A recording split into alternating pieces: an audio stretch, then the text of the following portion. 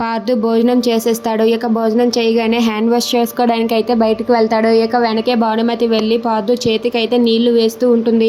అది చూసి పార్థు అయితే సరే అని చెప్పి భానుమతి నీళ్లు వేస్తూ ఉంటే పార్థు అయితే చేయి కడుక్కుంటూ ఉంటాడు. అలా కడుక్కుంటూ అక్కడ ఉన్న భానుమతి వైపు అయితే చూస్తాడు. బస్సు అమ్మాయి ఫీల్ అవుతున్నట్టుగా ఉంది అని చెప్పి తన మనసులో అనుకుంటూ ఉంటాడు. ఇక అక్కడ ఉన్న భానుమతి అయితే తను చాలా బాధపడుతూ అలా అటువైపుగా నీళ్లు పోస్తూ ఉంటుంది. అది చూసి అక్కడ ఉన్న పార్థు అయితే ఏంటి బస్ అమ్మాయి, నువ్వు చాలా బాధపడినట్టుగా ఉన్నావని చెప్పి తన మనసులో అనుకుంటూ ఉంటాడు. ఇంతలో ఆ చెయ్యి కడిగేసుకున్న తర్వాత పార్థు అయితే నిలబడతాడు.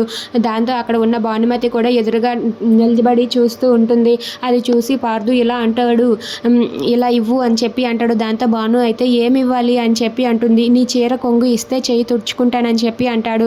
దాంతో అక్కడ ఉన్న భానుమతి అయితే తన చీర కొంగుని ఇస్తుంది. ఇక దాంతో పార్థు అయితే తన చీర కొంగుతో తన చేతిని అయితే తుడుచుకుంటూ ఉంటాడు.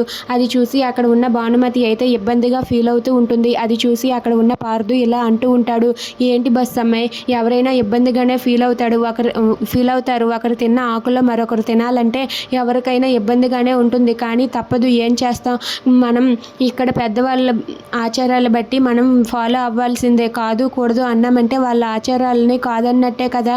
అందుకే నువ్వేం ఫీల్ అవ్వకు, పర్వాలేదులే, నేను తిన్న ఆకులో తినడానికి నువ్వు బాధపడుతున్నావని నాకు అర్థమైంది.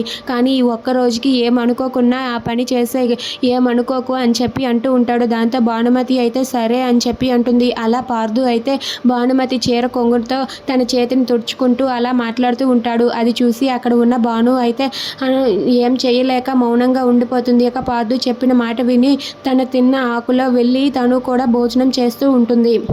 If you like this video, please like, share and subscribe friends. Thanks for watching.